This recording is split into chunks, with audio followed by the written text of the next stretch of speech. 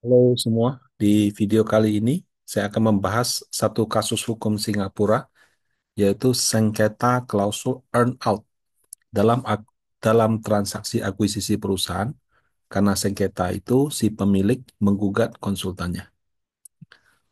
Nah, dalam kasus hukum ini penggugat adalah pemilik perusahaan, inisialnya CIX. Tergugatnya konsultan SDM namanya Phoenix. Nah, perihalnya apa? Si Chicks ini jual perusahaan senilai sin dolar 60 juta atau 732 miliar rupiah. Eh, Menurut si konsultan SDM, harusnya lebih kecil karena berdasarkan valuasi perhitungan dia. Nah, si Chicks ini menuduh si Phoenix ini ada main atau konflik kepentingan dengan pembelinya. Nah, kira-kira apa putusannya? Ah, Nah, kronologinya sebagai berikut. Chicks ini adalah pemegang saham tunggal dan CEO daripada perusahaan yang mau dia jual. Nah, Chicks sama pembeli membuat SPA. SPA itu Sales and Purchase Agreement. Jadi perjanjian jual beli. Dalam perjanjian jual beli itu ada dua tahapan. Jadi atas 62,5% daripada perusahaan milik si Chicks akan dijual dengan harga yang fix. Kemudian sisanya yang 37,5% itu berdasarkan valuasi. Jadi di value berdasarkan benchmark pasar. Benchmark itu kayak acuan pasar. Nah, di kasus hukum yang saya baca ini nggak dijelaskan ini apa namanya bergerak di bidang apa, tapi valuasinya itu nanti ditentukan oleh remunerasi 6 personel kunci perusahaan. Nah, kalau seperti itu sih kayaknya bukan perusahaan barang sih, tapi lebih ke perusahaan jasa. Nah, jadi sangat tergantung orangnya. Jadi ada 6 personel kunci, nilai perusahaan ini ditentukan oleh gaji, bonus, dan segala remunerasi untuk 6 orang ini. Nah, untuk itu dalam SPA, mereka ada satu pasal lagi. Waktu eksekusi yang sisanya 37,5% itu akan ditunjuk satu pihak konsultan SDM. Karena Pak konsultan SDM, karena kan yang menentukan tuh remunerasi 6 orang ini. Yang disepakati kedua belah pihak. Nah, perhitungan valuasi akhirnya seperti ini. Jika nanti eh, berdasarkan penilaian SDM, nilai perusahaannya lebih dari 60 juta sin dolar, 732 M, maka si pembeli akan bayar selisihnya. Misalnya lakunya 742, 10 miliar lebih tinggi. Pembeli akan bayar selisihnya. Tapi kalau misalnya ternyata nilai perusahaannya di bawah 60 juta sin dolar, itu penjual kembalikan sisanya, tapi maksimal 15 juta sin dolar atau 183 M. Jadi bayangkan kayak saya mau jual company, saya jual sebagian besar dulu, misalnya nilainya 100 miliar. Nah, nanti di value oleh si konsultan SDM. Ternyata hitungannya 120 M. Si pembeli akan bayar lagi sisanya 20. Tapi ternyata 80. Saya akan kembalikan sisanya 20. Nah, ini klausul ini disebut dengan earn out. Ya. Itu biasanya umum dalam transaksi merger akuisisi ketika si pihak pembeli dan penjual tuh nggak sepakat soal harga. Kan si penjual pasti mau setinggi-tingginya dong. Pembeli bilang setinggi itu. Saya tertarik, tapi benar nggak segitu? Ya udah saya bayar dulu. Nanti kalau memang lebih, baru saya bayar sisanya. Nah, kurang lebih prinsipnya seperti itu. Nah, dalam klausulnya ditulis seperti ini. If the final valuation was less than 60 million, the seller will pay the buyer the difference between the final valuations and 60 millions. Ya, jadi selisih antara final valuasi sama 60 million. Subject to maximum sum 15 million sin dollar. Jadi kalau misalnya eh, apa namanya nilainya lebih eh, rendah, ya si sorry lebih tinggi dikembalikan. Nah, kemudian if the final valuation was more than 60 million, the buyer will pay the seller the difference between the final valuation and 60 million. Jadi tadi itu, kalau misalnya patokannya 60 juta yang sudah dia bayar, tapi kalau dikembalikan maksimal 15 juta. Kira-kira seperti itu. Nah, nilai perusahaannya, valuasinya itu dihitung menggunakan rata-rata PATMI.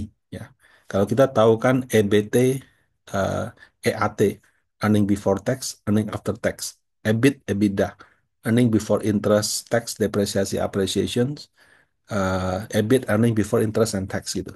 Nah, kalau mereka pakai PATMI, profit after tax and minority interest.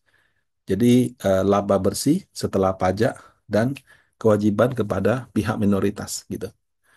Nah, eh, perhitungan PATMI ini disesuaikan dengan benchmark pasar.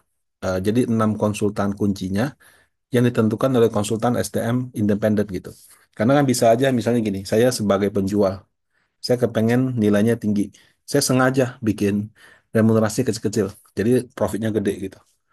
Eh, Bisa juga sebagai pembeli, kan dia sudah beli 62%. Dia gedein, dia punya gaji atau apa, sehingga apa labanya jadi kecil, sisanya jadi murah, malah dia dapat rebate gitu. Nah, jadi supaya fair, walaupun 6 orang ini sudah ada gaji, ada remunerasinya, tapi nilainya yang tentukan itu pakai benchmark pasar berdasarkan konsultan SDM independen. Jadi bisa aja gajinya misalnya 100.000 sin dolar, tapi berdasarkan konsultan SDM itu, oh pasaran cuma 80.000. Jadi dihitung menggunakan 80.000. Nah, kira-kira seperti itu. Ya, ini disebut dengan earn out. The market benchmark for the key management roles for such relevant financial year shall be determined by an independent human resource consultant to be appointed by mutual agreement between the seller and the buyers. Artinya konsultan SDM ini harus disepakati oleh kedua pihak. Jadi nggak bisa satu pihak tunjuk gitu. Ya. Such human resource consultants shall act as such determination as expert and not an arbitrator, and the determination shall be final and binding for the parties gitu.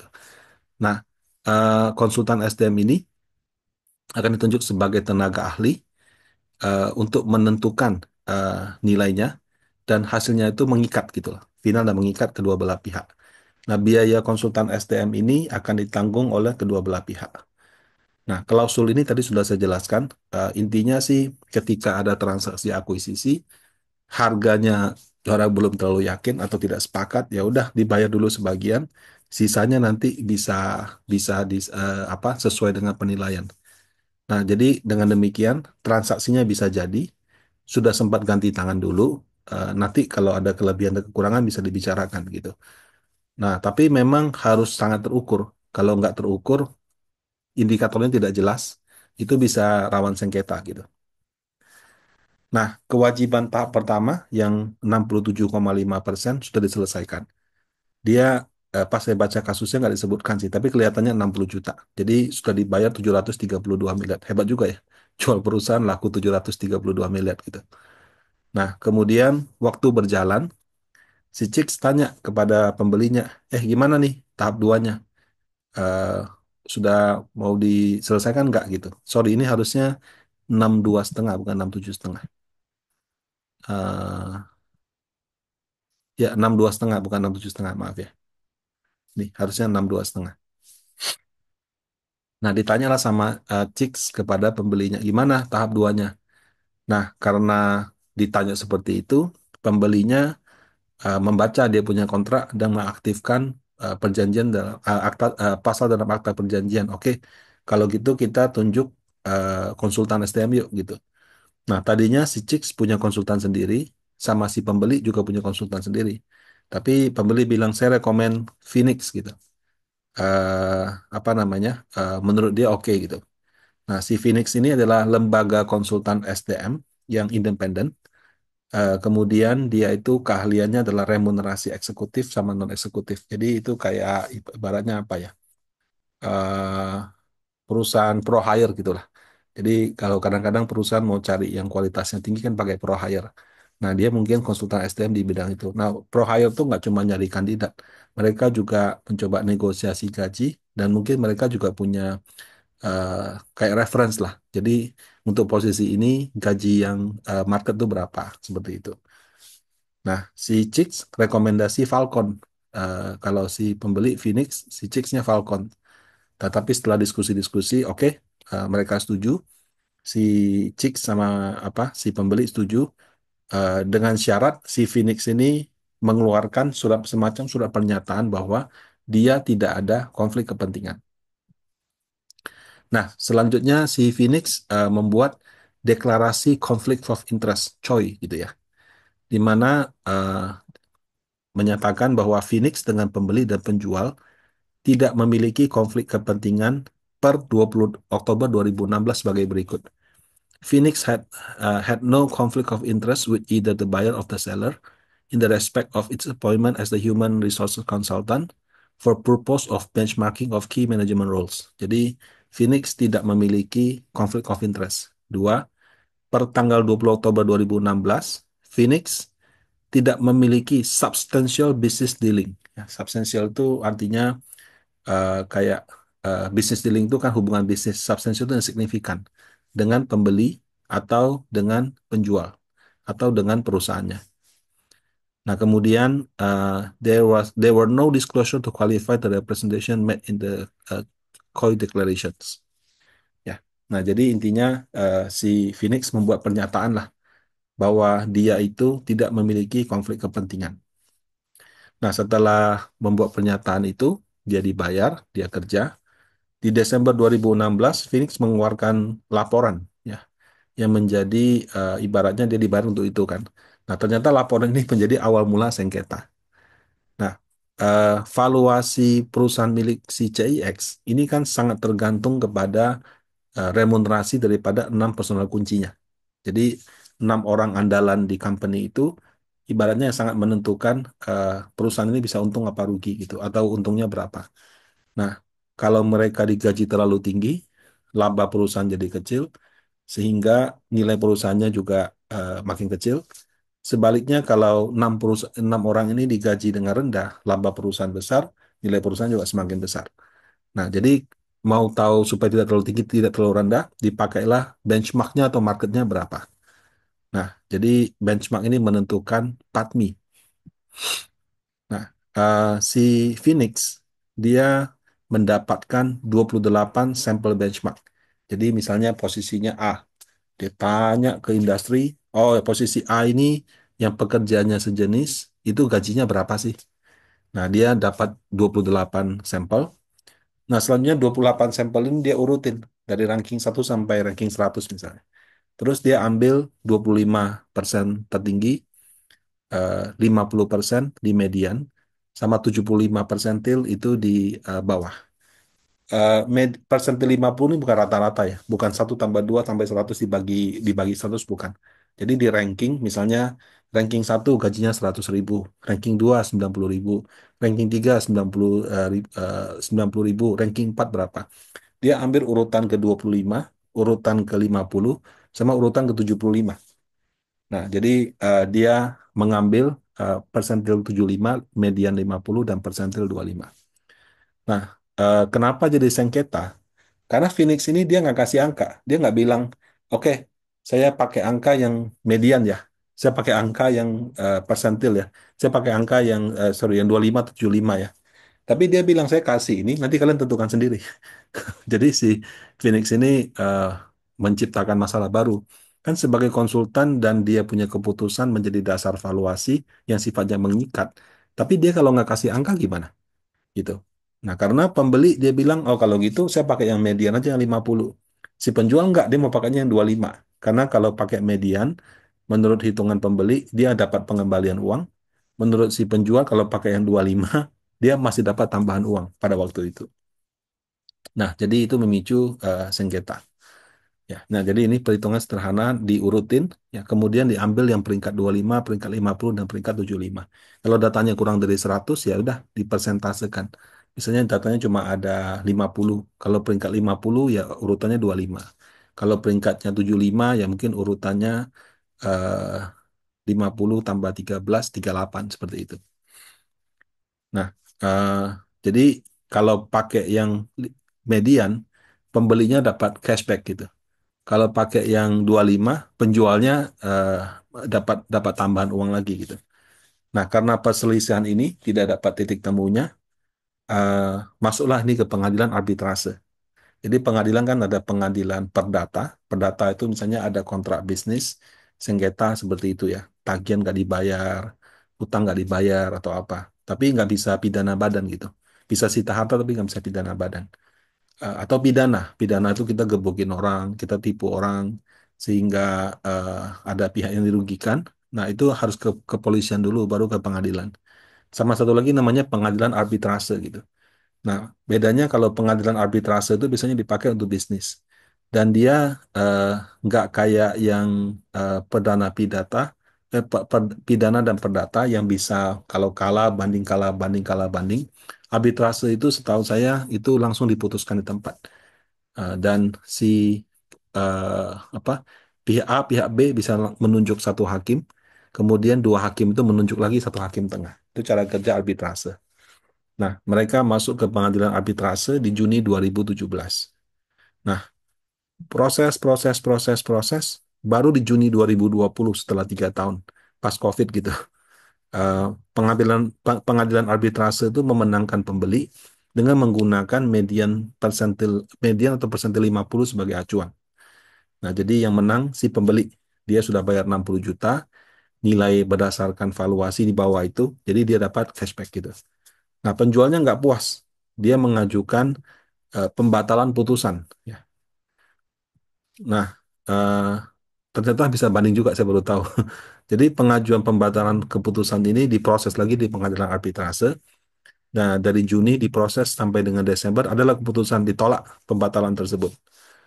Nah, kemudian eh, Agustus 2021 penjualnya tetap nggak mau terima gitu loh. Jadi kan kalau pakai 50, dia harus kembalikan sebagian kepada pembeli. Jadi dia kalah, dia minta dibatalkan, kalah lagi. Agustus 2021 dia kembali mengajukan banding gitu. Dia bilang ada tindakan korupsi oleh Phoenix, ya, yang kemudian ditolak lagi di Oktober 2021. Nah, eh, selama proses yang tindakan korupsi itu, dia juga menggugat Phoenix ke pengadilan perdata, gitu. Sorry, pidana kalau nggak salah. Jadi dia banding di arbitrase, dia banding lagi di pengadilan pidana. Ya, pasalnya sama, yaitu ada apa semacam korupsi gitu. Nah, eh, ya ini jadi kalau tadi pengadilan arbitrase beda sama pengadilan biasa. Pengadilan arbitrase memutus sengketa bisnis. Kalau pengadilan itu perdata atau pidana seperti itu. Nah, jadi setelah si penjual kalah di arbitrase, dia gugat di pengadilan biasa. Jadi kayak bolak-balik seperti itu. Nah, waktu dia apa namanya mengajukan banding yang tolak 2021, eh, di Januari 2022 si pengadilan arbitrase ini mengeluarkan lagi putusan kedua yang mempertegas putusan pertama menggunakan median 50 tapi ditambahkan dengan detail perhitungan. Jadi ada sedikit detail perhitungan yang berubah. Jadi meskipun menggunakan median ya 50 yang awalnya membuat si penjual harus rebate sebagian kepada pembeli, itu hitungannya dijadikan dasar Juli 2023, valuasinya keluarnya 61,7 juta dolar. Jadi di atas 60 juta, 1,7 juta dolar. Nah, atas 1,7 juta dolar ini berarti penjual harus nambah lagi 1.700.000 kepada si pembeli. Nah, di tengah-tengah proses itu, si penjual yang tadinya gugat ada tindakan korupsi yang sudah ditolak, dia gugat lagi katanya ada penipuan seperti itu. Wah, parah deh, ribet deh. Pokoknya dia nggak mau nggak mau pakai hitungan si apa hitungan si SDM aja gitu. Nah, jadi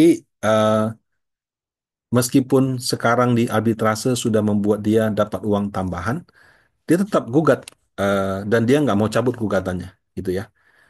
Nah, jadi apa namanya proses gugatan ini berlanjut, walaupun si siapa kalau dilaksanakan si penjualnya dapat ekstra uang, tapi proses ke Phoenix-nya terus berlanjut di pengadilan.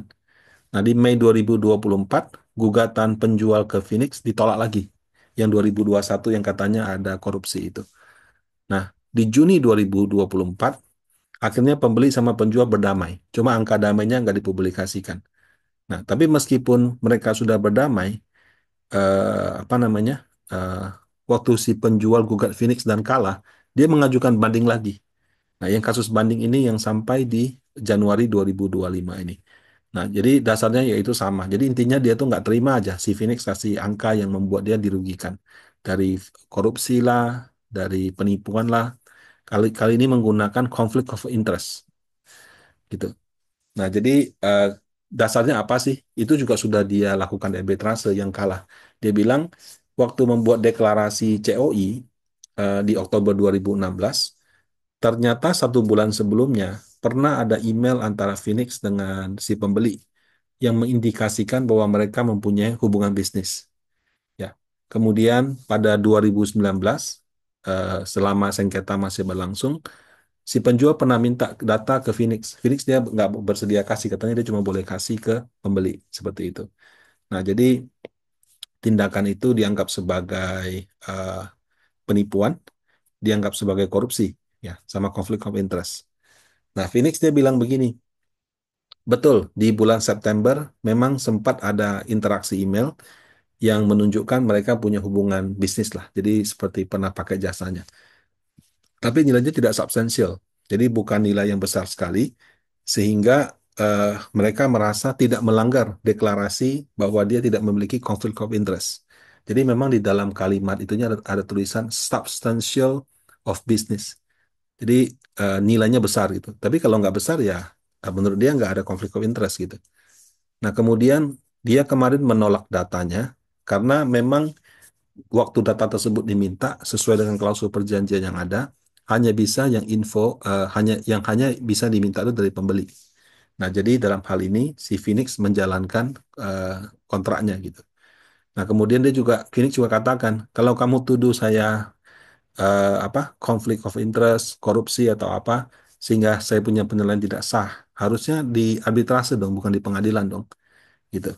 Nah, padahal di arbitrase sudah dinyatakan si Phoenix itu menang seperti itu. Nah, argumen daripada Phoenix diterima oleh pengadilan. Bahkan sebetulnya si penjual itu sudah kalah berkali-kali. Kalah banding. Sudah kalah banding di arbitrase, nggak bisa banding lagi, dia lewat pengadilan biasa. Pengadilan biasa banding lagi gitu. Nah, jadi eh, jual beli yang terjadi 2017 ini, proses pengadilannya sampai 2025, 8 tahun gitu. Dan berjalan di dua pengadilan dengan tuduhan yang berulang. Nah, eh, atas banding ini, jadi si penjual kalah dia banding, ditolak lagi oleh pengadilan. Ditambahkan lagi penjual tuh harus membayar biaya indemnity. Ya, indemnity itu, eh, indemnity ya. Jadi semacam kompensasi kepada si Phoenix karena strategi litigasi yang dilakukan oleh penjual membuat Phoenix itu harus disidang berulang-ulang di pengadilan. Jadi meskipun dia menang, dia harus bayar mahal seperti itu. Nah, jadi atas strategi litigasi yang menurut hakim kurang fair ini, dia harus membayar biaya indemnity kepada si Phoenix senilai sin dolar 100.000 atau 1,2 M. Nah, kurang lebih seperti ini kasus sengketa dalam transaksi akuisisi yang nggak kecil loh nilainya 730 M. Bagaimana pendapat Anda? Kalau mau pertanyaan atau komentar, bisa di kolom yang komentar ya. Terima kasih, semoga bermanfaat.